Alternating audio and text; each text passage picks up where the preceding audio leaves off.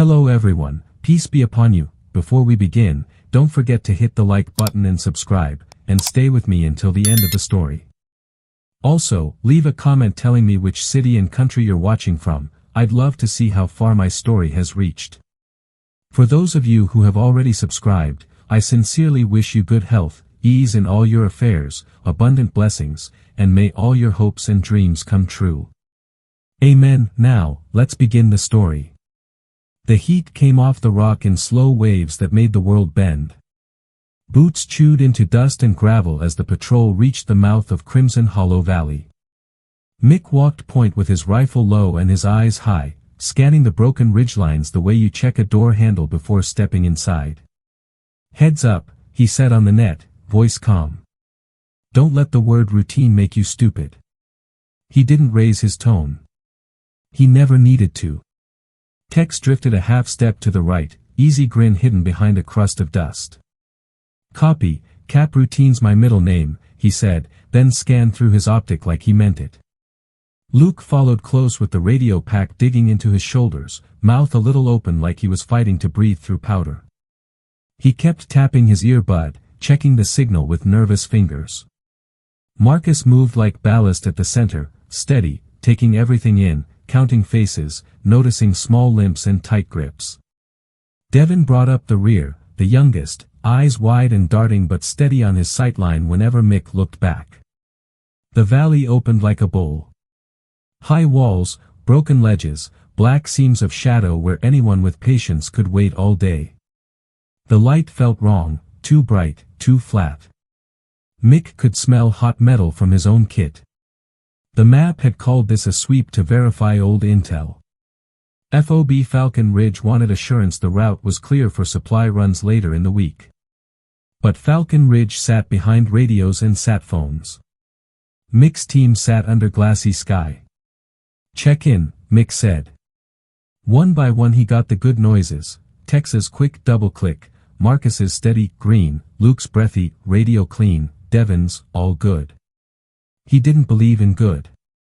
He believed in clear. For now the deck was quiet, so he moved them in, hugging the left wall where the rock gave ribbed cover and small shadows to break up profiles. They advanced in short bounds, 5 meters at a time. Tex marked the high angles. Devin watched the midline. Luke hustled close to Marcus because the medic never wasted movement. Mick kept thinking about the last after-action he'd read, ambush from elevation, fire poured from 2 nests pinning the trail. Same shape. Different valley. He didn't like echoes in his work. Luke murmured into the mic, trying to keep his voice even. Falcon Ridge, Alpha 3 en route, entering grid chalk 2, radio check, over. Static peeled across his ear. He glanced at Mick. Mick held up 2 fingers, try again in 2 minutes. Keep moving. The floor turned to loose rock that rolled under boots. A little wind cut across and carried the smell of old smoke. Marcus lifted a hand. He crouched beside a rock face and touched a faint soot smear with a gloved finger. Cook fire. Day or 2, he said quietly. Not fresh, not ancient. Enough to matter. Tex angled his rifle to the east ridge and squinted. See that notch? Could hold a team and a half, he said. I'd take it if I wanted to ruin someone's morning. Which is exactly why you're not climbing it, Mick said. We keep the floor. We keep line of sight on each other. No heroes. They pushed deeper. The radio spit a fractured voice, then died again. Luke's shoulders tightened. He hated dead air. Signals bouncing, he said, more to himself than anyone. Cliffs are eating it. Cliffs eat everything, Tex said. Except bad decisions. Mick let the chatter ride for a beat, then cut it. Focus, he said. He checked the sun, checked the shadow angles, checked the way his team breathed. Sometimes the only warning was your own chest going tight. He felt that now. Not fear. Just the familiar click of attention turning all the way up. Devin stumbled over a loose rock, caught himself, exhaled too loud, then nodded when Mick glanced back. He was trying. They all were. You don't learn a valley in one patrol.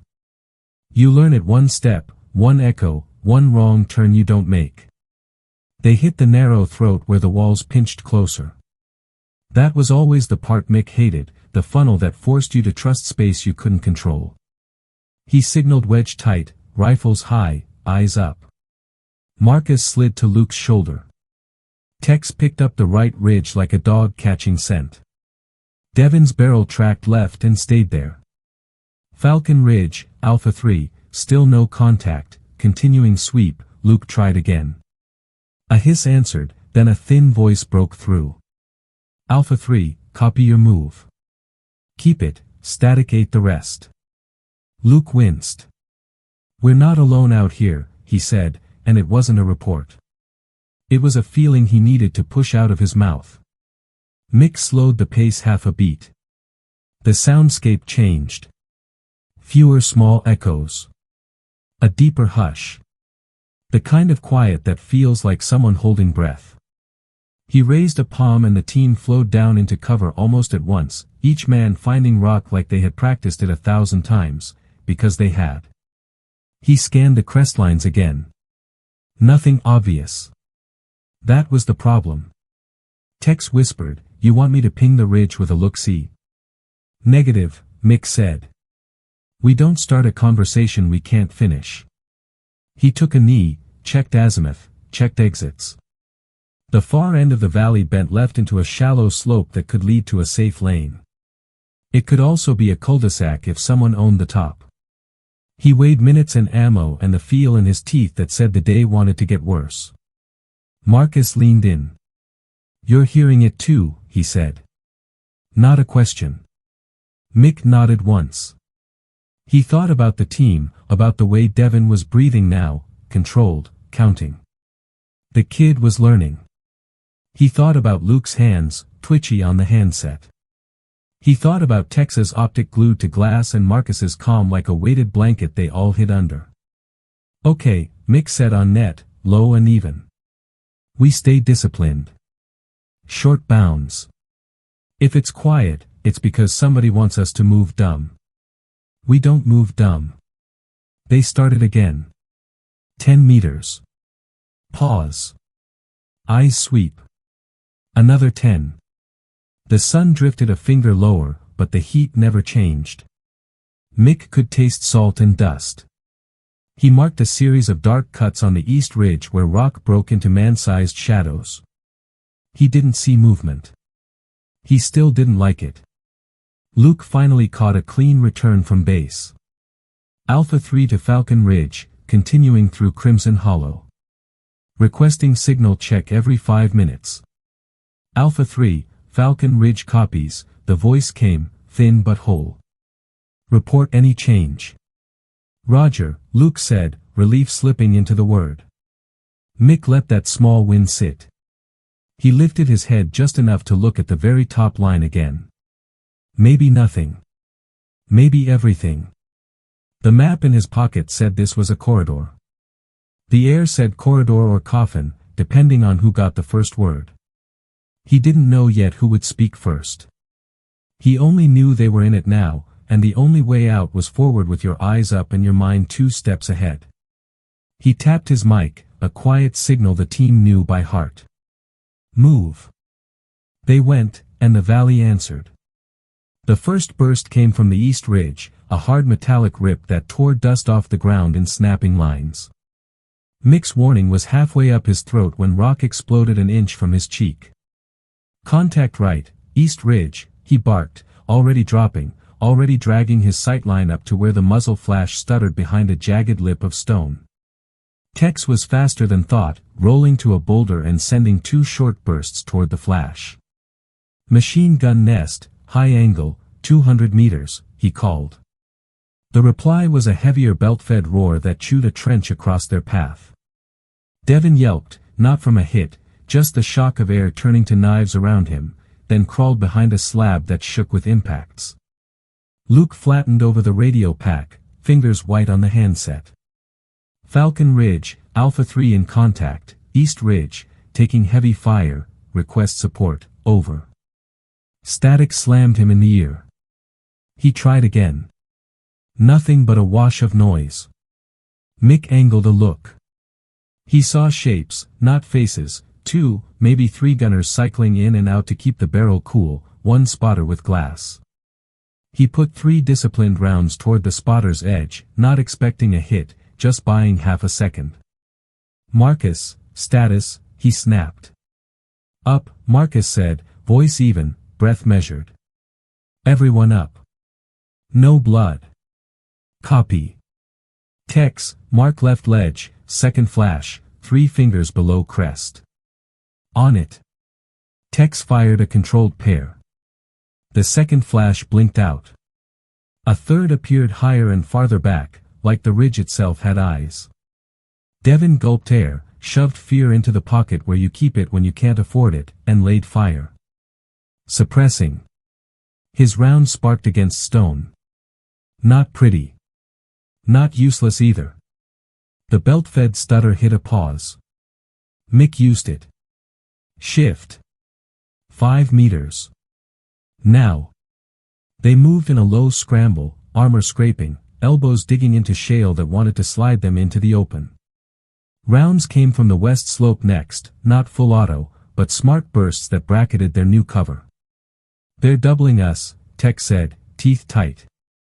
Crossfire from both ridges. Then we break the rhythm, Mick said. Luke, I need that bird in the air yesterday. Luke jammed the transmit again. Falcon Ridge, Alpha 3 danger close, pinned in Crimson Hollow, coordinates to follow, a lucky clean path opened in the static. He dumped the grid fast, numbers clipped and clear. Request immediate air or ground, over. Alpha 3, the voice was thin, on the edge of falling apart. Support en route. ETA unknown. Unknown. The word hit like a bad taste. Mick didn't waste breath cursing. We hold, he said on net. Short bursts. No cowboy stuff. Make them pay for every peak. The machine gun on the East Ridge found its anger again, raking the ground so close the heat from friction felt like a hand on their faces. A shower of rock splinters peppered Marcus's sleeve. He didn't look at it. He leaned across Devin to pull him tighter into cover. Breathe, he said, not unkind. Count it. 4 in, 4 out. Devin nodded, eyes glassy, then steadied and fired a smarter 3-round string. Tex clipped a rock 2 inches from a gunner's eye line and was rewarded with a curse and a flinch. They're good, he said. Not militia good. Real good. Then we're better, Mick said, but his gut knew the geometry was ugly. Low ground, converging angles, ammo that was not bottomless. He checked the map in his head and picked the only option that didn't feel like suicide. We're going to peel left to that broken column, he said. Tex covers, then moves. Devin on me. Marcus stays with Luke. We do it in beats. Luke, tell base we're maneuvering. If we go dark, they keep that support coming. Luke clicked, then risked another call. Falcon Ridge, Alpha 3 moving under fire. We need clear airspace for a gun run if possible. Negative CAS, came the answer after a long hiss. Danger close. Push to hard cover. Repeat, push to hard cover. Hard cover. If only you could order that like pizza. Mick lifted, fired 2 controlled shots to force the right side shooter down, then signaled. Tex moved first, a low blur, boots scrabbling, chest grazing rock. He slid in behind the broken column and swore softly. Better cover. Worse angle. Still taking fire. Copy. Mick bumped Devin's shoulder. Go. Devin went, legs jelly for a second, then finding steel. A burst stitched the dirt inches from his heel. He dove, slammed a rib into stone, saw stars, then realized he was alive. He wanted to laugh. He didn't. Marcus started to shift with Luke when a new whip of gunfire slashed over their heads from the west. Pebbles stung Marcus's cheek. He felt the tacky bloom of a scratch and ignored it. "Luke, you move on my elbow," he said. "We count 3 and don't stop." They counted. They slid. They made it, barely, to a shelf that felt like a coffin lid. The East Ridge paused again, almost like it was listening for their next mistake. Tex took that moment to drop a grenade into a pocket 10 meters short of the nest. The thunk and pop sent dust billowing. Not a kill, but a message. Luke's voice trembled, then steadied. "Falcon Ridge, multiple firing points, both ridges. We are pinned, ammo at 70%, one minor cut. Requesting update on support. Alpha 3, ground QRF rolling. Air status pending. Hold. Hold." They were already doing that. Mick looked down the line. Tex's jaw set. Devin's eyes clear now. Marcus calm. Luke white around the lips but fighting the radio like it owed him money. He nodded once, just for them. "We're not dying in a bowl," he said. "Stay low. Work the flashes. They show, we punish." The enemy adjusted. Smarter now, shorter peaks, coordinated bursts that cut their lanes into little squares. Mick felt time compress. The valley narrowed to timing, inches, and breath. He counted the beats, pressed the trigger with a calm he borrowed from somewhere he didn't remember, and kept the team stitched together by tone alone. Another minute like this, maybe 2, and something would break. He didn't plan to let it be them. Then the machine gun on the East Ridge lifted a fraction, just enough to hint at a shift.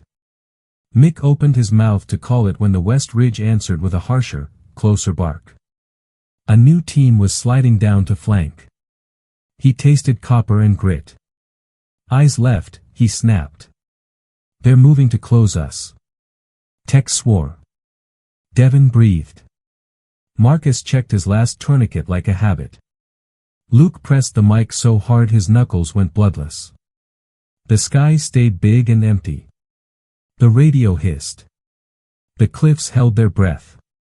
The next move was coming, and it wasn't theirs, and when it hit from both sides at once. The West Ridge barked fast, tight volleys that walked rounds across their cover, while the East Ridge spun up the belt again and dragged a line of fire down the slope like a zipper.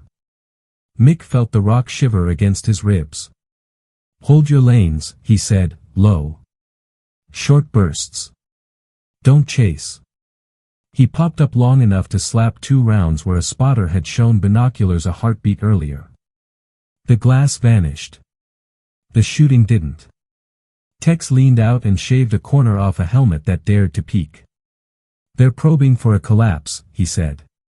"They push left, we're in a box." "We're already in a box," Mick answered. "We just decide which side we kick out." Luke fought the dead air again.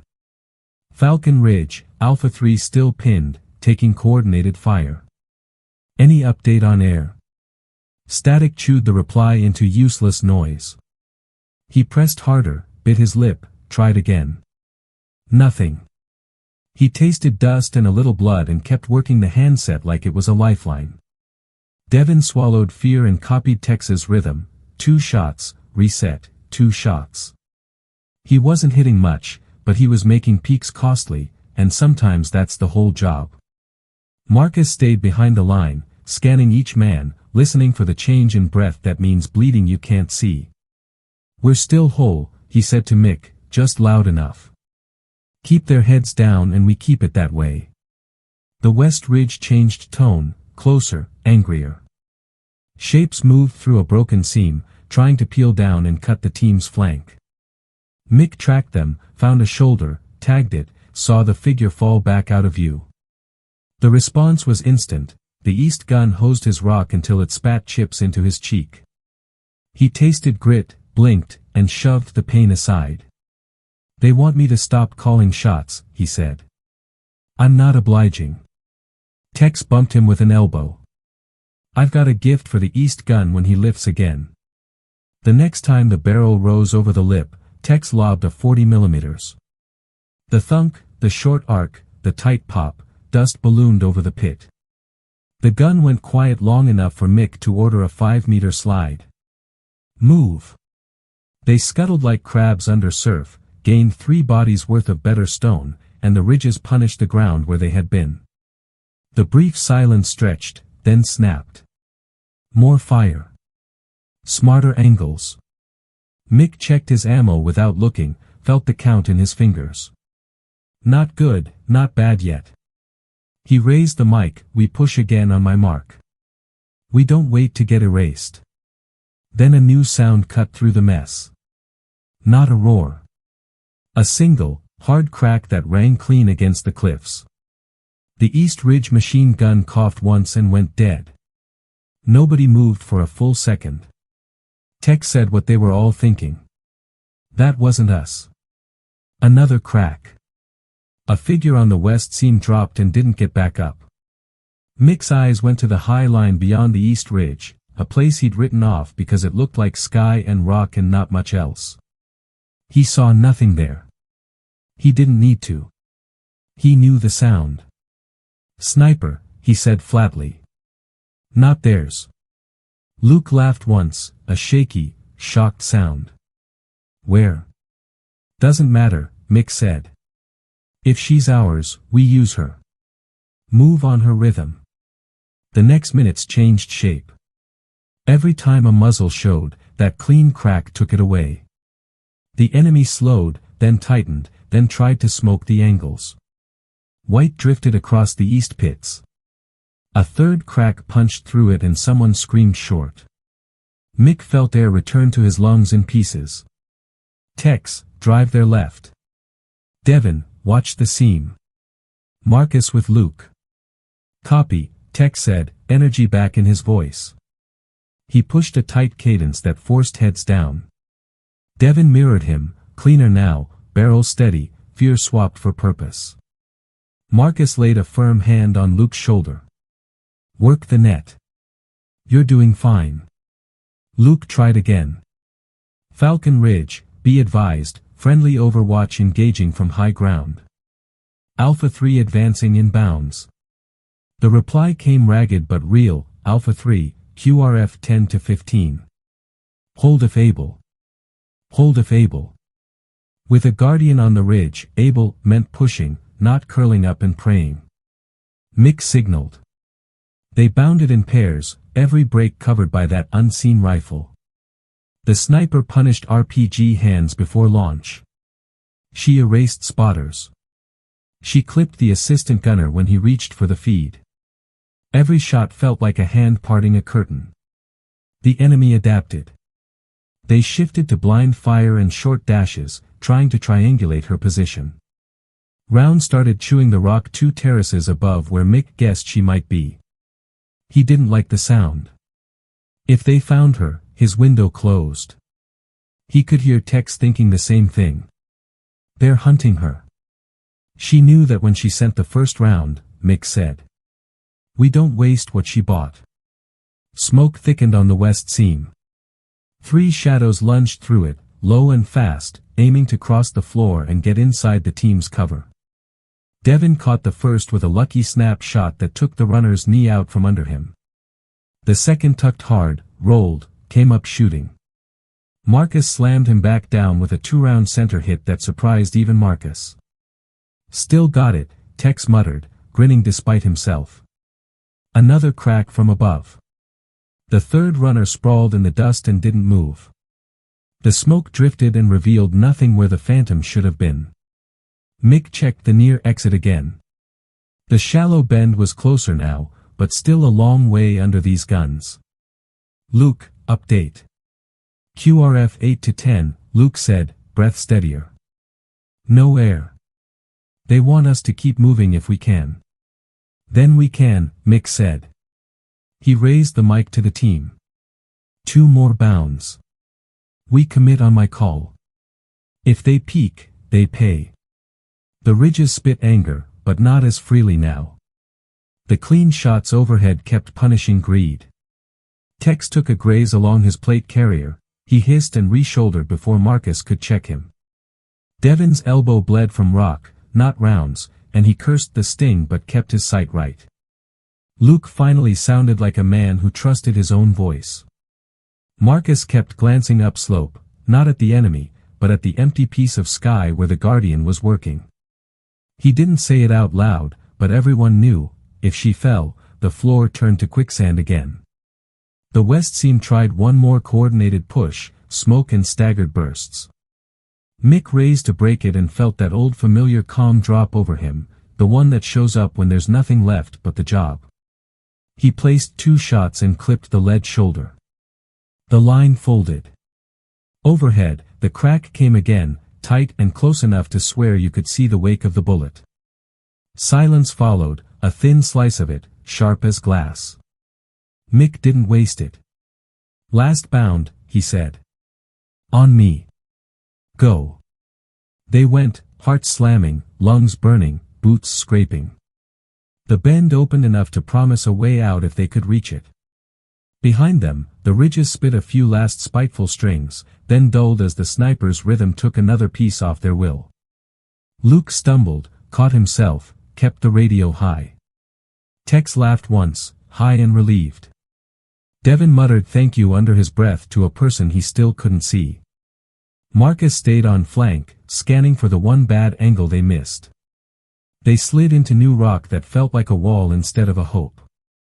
Mick checked heads, counted his men, counted mags. "We're not clear," he said, grounding the moment. "But we're moving the needle." Over the net, Luke finally got a clean line, Alpha 3, QRF 5 minutes. Hold your ground. 5 minutes can be forever or nothing. Mick looked upslope again. He still saw only sky, heat, and a ridge that refused to give up a silhouette. He keyed his mic, not sure if she'd hear it, not sure if she even cared. "Overwatch," he said, voice steady. "Whoever you are, keep talking." The valley answered with one more clean, surgical shot, as if to say, "I'm not done," and neither were they. Mick used the beat it bought. "We push on her cadence," he said. 2 bounds, then we commit." He didn't wait for comfort. "Tex, drive right. Devin, watch the seam. Luke, keep the net alive. Marcus, on the wounded if we get one." The ridges tried to drown that plan in noise. East spat blind fire through thinning smoke, West answered with tight bursts trying to catch elbows and helmets. Another clean crack from the high line cut a flanker out of the West Seam mid-dash. The rest ducked like someone had flipped a switch. "That's right," Tex muttered, sliding a fresh mag, "keep your heads in the dirt." Luke's radio finally held together long enough for sentences.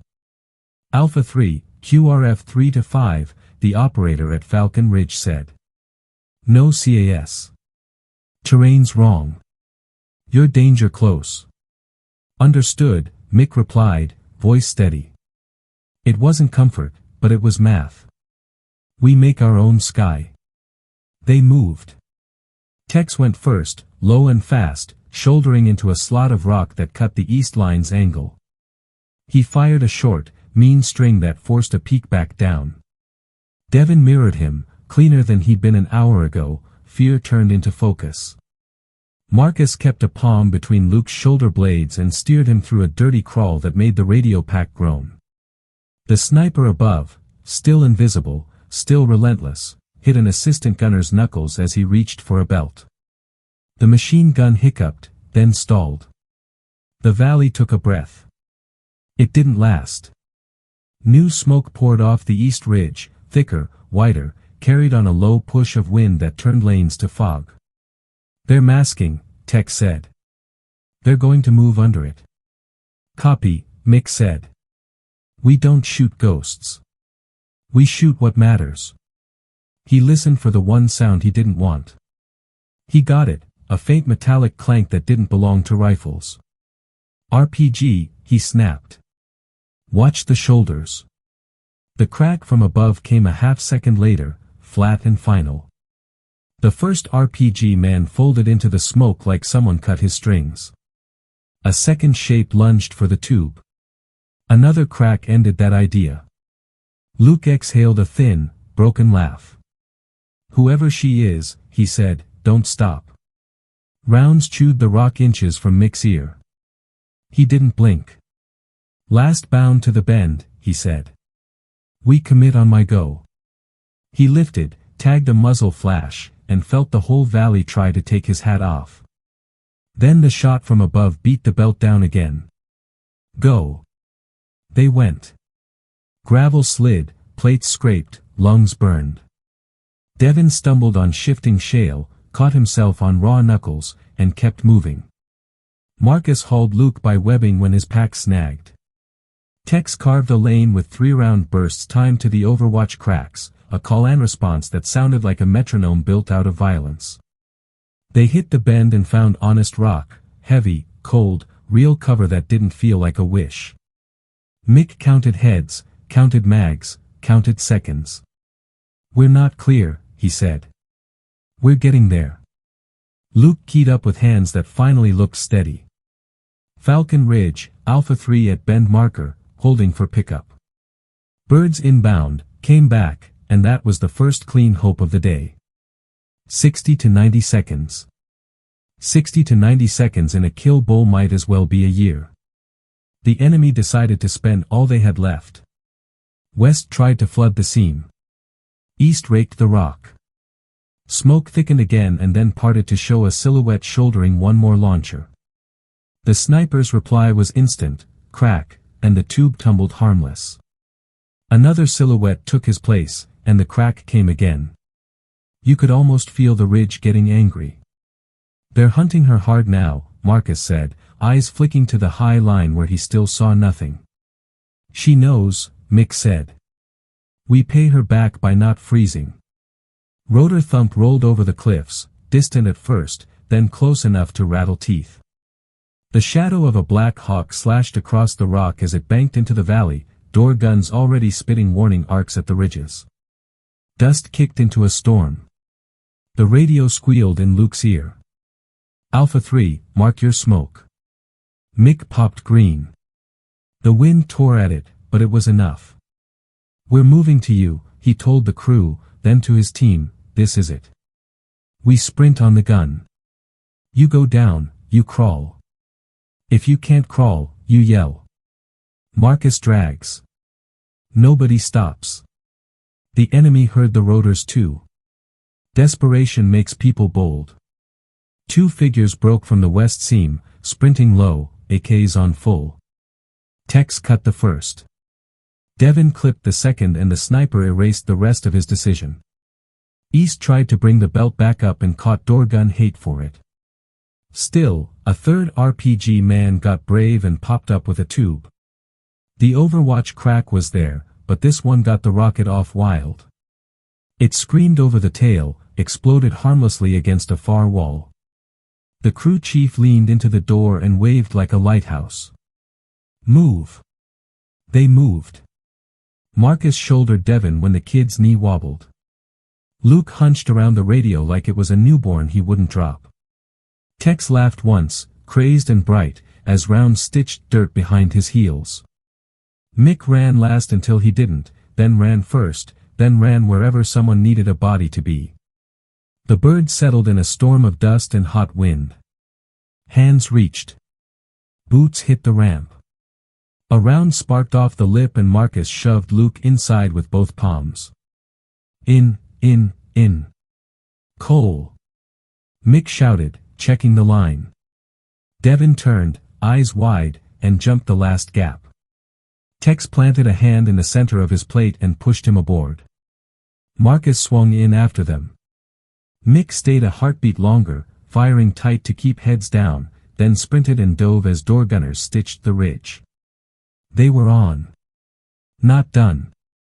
The pilots needed seconds to lift, and seconds were currency the valley still wanted. Another RPG silhouette rose, farther back, steadier hands, better angle. The Overwatch crack came late because the angle was bad or because she was moving or because she was bleeding, none of that mattered. The gunner twitched but still sent the rocket off. It arced ugly toward the bird's flank. Mick saw it like a slow coin flip. Then the second shot from above, faster, closer, clipped the rocket's path by inches. The warhead veered, detonated short in a fountain of rock and concussion that slammed the cabin. Ears rang. Someone cursed. The crew chief pounded the bulkhead. "We're up." The Hawk clawed for air. Ridges spat spite. Overwatch fired again, 1, 2, 3, cutting down last-ditch shooters who tried to hose the tail. Mick craned past the crew chief to look upslope. He saw nothing but dust and heat and 100 places a ghost could be. "Overwatch, this is Alpha 3, Luke shouted into his mic, voice raw and grateful. "We're airborne. You hear me? We're airborne." Static. Then a thin reply, cool as the first sip of water, "Copy. Keep moving." It was a woman's voice, level like a line on a range. It cut out before anyone could say her name. The bird banked hard and gained altitude. The valley slid away beneath them, a bad dream you only believed because your shirt was still stuck to your back.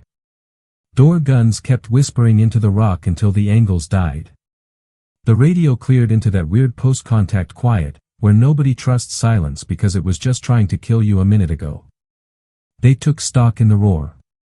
Marcus patched a crease on Tex's shoulder that had soaked into fabric but hadn't broken anything important. Devin sat with his head against the ramp, eyes closed, counting breaths like Marcus taught him. Luke stared at his handset like it might grow a face and laugh. Mick looked out the open door and let his brain play back the last 5 minutes in a loop he'd file away later. "Overwatch," Luke tried one more time, because thanks feels like a duty when someone saves your life. "We owe you." No answer. Just the chop of rotors and the blur of rock falling behind them. Mick leaned back against the wall, sweat cold now, and closed his eyes for the length of one inhale. He opened them to check his people again. All upright. All breathing. All his. The pilot's voice came over the intercom, steady but amped. "Alpha 3, sit tight. We'll have you at Falcon Ridge in a few." In the doorway, dust still spun off their gear. Down below, the ridges shrank to ribbed shadows. Up on one of them, a sniper who had changed the shape of the day was still somewhere between rock and sky, finishing her work. They were clear. She wasn't. The Hawk climbed, banking out of the bowl, and the valley kept trying to pull it back with angry strings of fire. Kane stayed pressed into the stone, cheek to stock, running her count like a clock she refused to let stop. 3 rounds in the mag.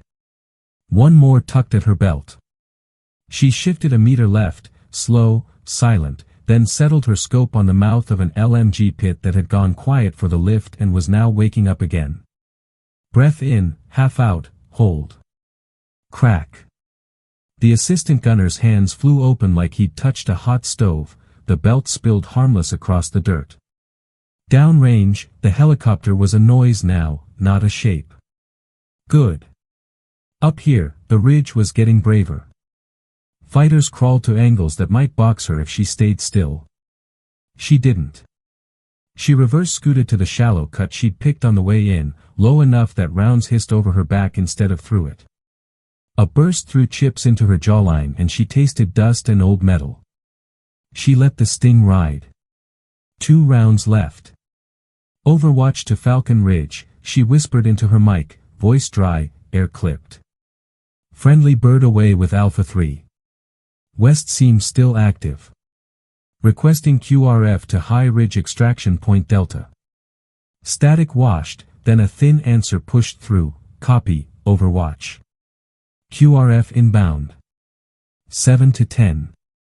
She eyed the slope, judged the rate of the enemy crawl, and shook her head. 10 would be too long if she played it wrong. Movement flickered in the smoke. RPG shoulder, the ugly silhouette that changes outcomes. She didn't rush the shot. She let him frame himself with his own impatience. Crack. He pitched forward and the tube thudded off a rock. 1 round left. She rolled to a new nook, feeding the last mag with careful hands, then pulled the bolt to check feel. Clean.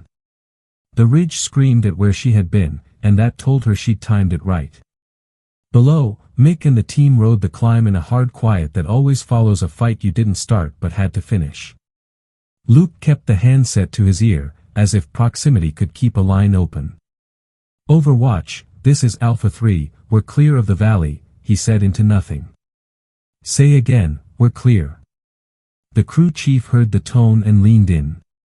She'll hear you, he said, not looking back. They always do. Tex peered out past the door gun's frame of brass and heat. She's dancing up there, he muttered. You can feel it. Marcus wrapped a pressure band on Tex's shoulder and then checked Devin's raw knuckles, quick and gentle. We'll do the thanks when we're on the ground, Marcus said. And when she is. At the ridge, the enemy shifted tactics. No dumb sprints, no big silhouettes. Slow, crawling, patient. The kind of hunt that punishes fidgets. Kane set her rifle across the rocks and let everything get small, reticle, breath, the way wind curled out of the cut, the faint shimmer of heat over the notch where she expected the next peak. It came, just a sliver of forehead and glass. She pressed. Crack. The binoculars popped like a trick. The body behind them slumped down out of sight. Quiet returned, the suspicious kind. Her radio popped with a truck engine's growl and clipped voices. Overwatch, QRF 1 minute out from lower access. We're pushing to your ladder. She pictured the route, a goat path on the back side, steep, crumbly, barely wide enough for a person. Negative ladder, she said. They're watching it. I'll walk you in from the east wash. Marking with 1. She pulled a chemlight from her pouch, cracked it, and tossed it into a shadowed crack that only the back route could see. Small moves that didn't sell her position to the wrong eyes. The wrong eyes were still searching. A round walked into the rock by her knee. Another chased the last. Someone was painting a bracket. She slid backward on elbows, letting the ghillie drag, then cut left 2 body lengths and flattened. The bracket finished where she wasn't. She smiled, but only inside. 2 rounds in the mag now. She promised herself she'd keep 1 forever and then didn't believe it. She'd spend everything if she had to. Overwatch, eyes on your marker, a QRF voice came, steadier now. We're moving up. 30 seconds. She counted her own 30 by breath, then 20 more, then heard boots she knew by the way they tried to sound like nothing. She saw them before they saw her, just shadows of helmets and elbows moving the way trained people move when they understand the price of being wrong. Freeze, she said, low. The boots froze. 3 o'clock, 30 meters, behind the broken lip. On my shot. She took the angle they didn't have. Crack. A head snapped back over the lip. The QRF flowed like water into the pocket, owned it in 5 seconds, and then one of them crawled to her, keeping his silhouette small. Ma'am, he said, breath even, we've got you. Route's dirty but doable. She scanned once more. No new peaks. The valley's noise had calmed to occasional spits. That meant fear, or it meant patience, either way, it was her window. Move, she said, slinging the rifle tight. The team formed a crust around her and they slid along the back spine, boots careful on trash stone, rifles out. Twice she halted them with a finger and took a quick 1/4-inch shot on a shimmer that was about to become a shooter. Each time, quiet followed like a door closing. The climb down felt longer than the fight. Gravity has a way of exposing mistakes. They made none. At the wash, a pair of trucks hunkered in the shade that wasn't shade, engines thrumming. Doors popped. Hands reached. Kane stepped in and only then did her legs remind her she'd been pressed into rock for hours. She kept her feet. Someone offered water.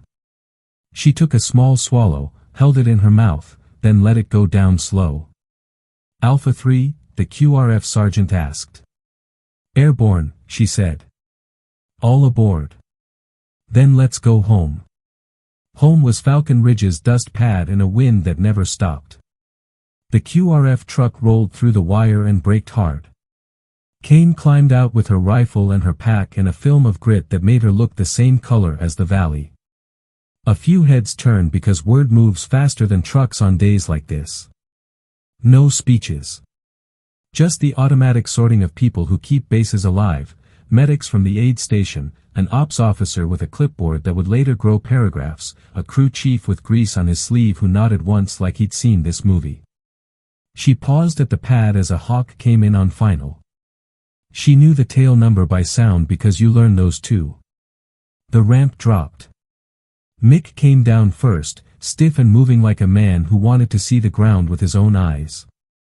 Tex followed, arm-taped but grinning. Marcus and Devin came behind him, Luke last, still guarding the radio like it might run away. They saw her all at the same time. The shift in their faces wasn't big, but it was honest.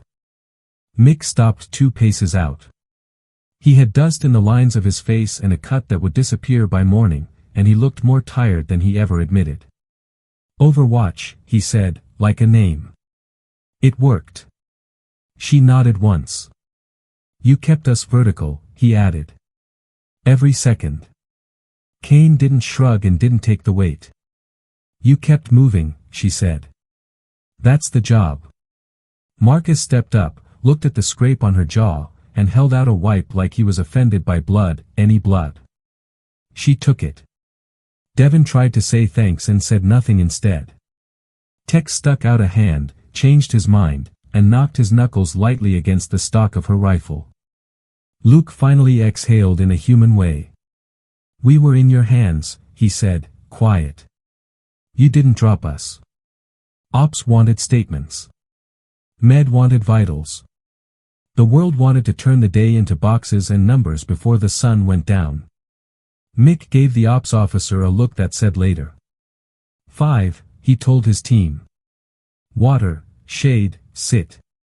Then we'll talk. He glanced back to Kane. You coming to the table? In a minute, she said. She sat on the pad edge, rested the rifle across her knees, and let her hands stop shaking. A rotor chopped somewhere behind her. The base smelled like hot fuel and canvas. The adrenaline washed out slow, leaving the kind of tired that doesn't break with sleep. On the flight line, Luke's radio crackled like it had been waiting for the perfect time. Alpha 3, Falcon Ridge Ops. Confirm all personnel accounted. Mick keyed up without standing. Alpha 3, all accounted. He looked at the ridge line on the far horizon, just a line, just rock, and then back at the team and the sniper who had turned the valley into a road. And all owed, he said, but he said it to himself. The sun slid a hand lower. The pad cooled a little. The noise of the day settled into simple bass sounds, tools, boots, muted voices. Somewhere, a young crewman laughed at something dumb and alive. Kane wiped the dust from her cheek and watched her hands hold still. When she stood, the team stood too, like it was some old habit they hadn't learned until today. They walked toward the briefing room together, not in a parade, not in a storybook way, just a group of people who had been inside the same bad hour and were now out of it. There would be questions. There would be reports. There would be a night that finally got quiet. For now, the valley was behind them and the door was closed. Not locked. Never locked. But closed, and that counted. They knew the cost. They knew the margin. And they knew, without a word of it, that when the day tried again, they would meet it the same way, heads up, short bursts, steady hands, and one voice on the ridge that made space where there wasn't any stayed with them as night settled over Falcon Ridge. The base dimmed to that soft red and amber glow that keeps people moving without waking the world. Generators hummed. A radio cracked here and there like a campfire you can't see. The team filed into a briefing room that smelled like paper, coffee, and old dust. No ceremony. Just a table, a map, and a recorder light that blinked when the ops officer pressed it. Mick started simple. Alpha 3, present. He pointed to the map and walked the room through the valley again, not as heroics, just as steps. Entry at the mouth. First contact East Ridge. Crossfire West. Peel to the column. Overwatch engagement. Bounded advance. Bend secured. Bird in. He spoke like a carpenter explaining how he framed a wall. The ops officer kept up, head down, pen steady. When it came time to mark where the sniper had worked, Mick didn't circle a rock. He just tapped the high line with one finger and said, "Here enough." The officer nodded. "Good enough." Tex answered questions with that half-tilt smile that means he's tired but present. He described the machine gun rhythm and the way it changed when the clean shot started. Devin stuck to short sentences, careful and honest. I almost froze. Didn't. Kept my lane. Marcus's answers were quiet numbers: pulse, time to cover, number of tourniquets and used because the worst didn't happen. Luke read the times off his notes like a man paying a tab. QRF check-ins. Radio failures. The minute the air really cleared. When the recorder light went dark, nobody stood right away. The ops officer thanked them in the clipped way people thank you when words are cheap and time isn't. We'll push the report up. Get food. Hydrate. It was as close to a benediction as anyone gave. Outside, the night air felt a little cooler, or maybe that was wishful thinking. They ate in the mess without appetite but with discipline. Calories first, talk later. After, Marcus checked everyone again under proper light. Nothing nasty hiding under the dust. Tex's shoulder got a better rap. Devin's knuckles stung under antiseptic. Luke's ear had a rub-draw line from the headset. Mick had gravel rash that he pretended not to notice until Marcus fixed it.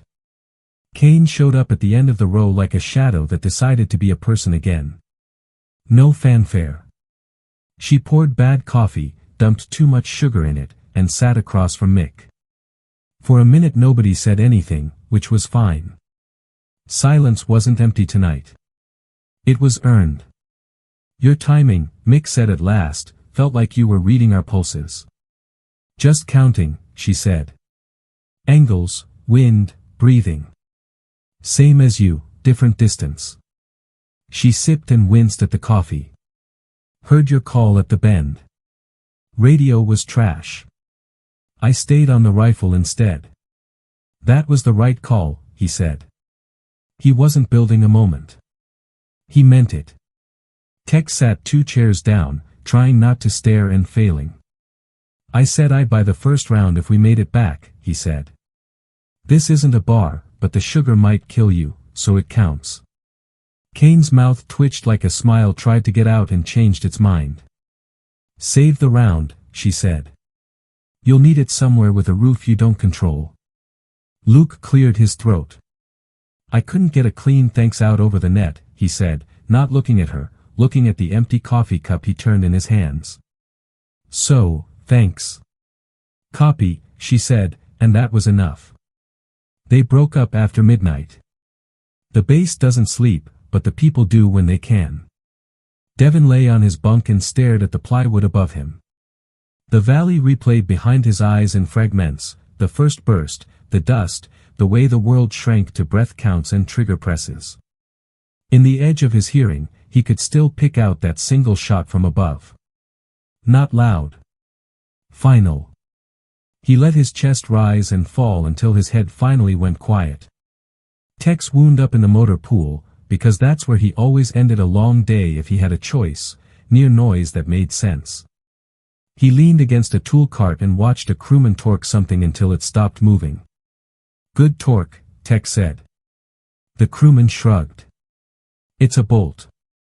It asks to be tight. Tex grinned. Some days the whole job is that simple. Marcus wrote quick notes he'd turn into something neat later. Supplies to reorder. Training blocks to adjust. He added one line he underlined twice, teach the breath count early. Make them hear the quiet. He closed the notebook and finally let himself feel tired. Luke sat under the satellite dish with the handset in his lap. He listened to clear radio, then nothing, then clear again. He kept thinking about how many times the valley swallowed his voice and how once, when it mattered, the sound still got where it needed to go. He didn't try to make that into a lesson. He just let it be true. Mick walked the wire with a guard shift he didn't owe. Old habit, count the fence after a fight, as if the perimeter could tell you anything you didn't already know. It didn't, and that was a relief. He stopped at the far corner where you can see the ridges like dark teeth against the sky and thought about angles and luck and the way a team can extend itself when someone unseen cuts a path for them. He thought about the words he had used earlier, "You kept us vertical," and decided they were right. She had made space. They had filled it. That's how it had to work. Morning showed up early and rude. Paperwork pretended to be the main event, but the day tilted towards something quieter. They held a short huddle in the motor bay because it was the one place with shade and room. No speeches. Mick put the map on a hood and dragged a finger along the route. "We were too long in the throat," he said. "Next time we break it sooner or we don't enter until we can." Heads nodded. Tex added a note about reading subtle muzzle flashes against bright rock. Marcus talked about moving the medic center one body length closer during bounds to cut reach time. Luke briefed a radio plan B that didn't rely on a clean channel to base but chained handsets along the line for short relays. Devin said he needed more reps on firing from a left side lean. Nobody made fun of the admission. They scheduled the reps. Kane listened from the edge and didn't chime in until the end.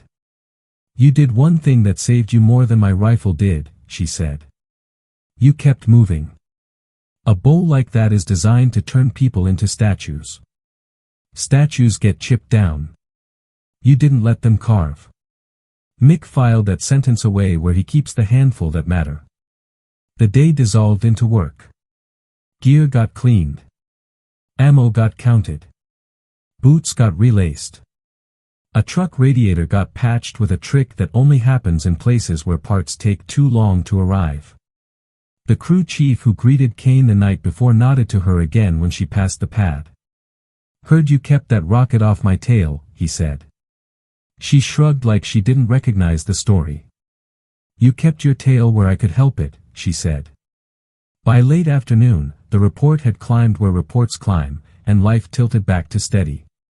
They weren't heroes, not in the way the movies stretched the word. They were tired people doing a hard job inside a valley that tried to make them stop. The lesson, if there was one worth saying out loud, was plain: discipline buys time. Time buys options. Options buy lives. The rifle on the ridge makes it all possible, but the hands on the ground still have to take the steps. As the sun dropped, the team found themselves at the pad again without planning it. Habit pulls people to doorways they passed through when life was sharp. The heat let go an inch. Wind picked up and carried the taste of dust that never really leaves. Mick looked at them, Tex, Luke, Marcus, Devin, and then at Kane, who stood the way she had on the ridge, weight even, eyes calm. He didn't try to make a moment. He just said what fit. "If the day tries again, we meet it the same way," Tex finished. "Short bursts," Marcus added. "Eyes up," Luke said. "Keep moving," Devin put in, quiet but sure. Kane looked past them toward the dark line of rock and gave the smallest nod. "And if there's no space," she said, "we'll make some." They didn't shake hands or salute or throw words at the sky. They stood there a minute longer, listening to rotor wash from a bird practicing touch and goes, the kind of ordinary noise that sounds like safety after a bad day. Then they drifted back to tasks that keep a place running, because that's the work too. Crimson Hollow was just a shape on a map again, at least for now. It would be a shape with weight if anyone had to step into it tomorrow. If they did, the ridge would be watched, the lanes counted, the breath measured, the rounds spent like they mattered. They knew the cost. They knew the margin. And they knew the way through wasn't magic or luck. It was a team staying human in a place that tries to strip that out of you, steady voices, steady hands, and, when it counts, one clean shot that turns a wall back into a road.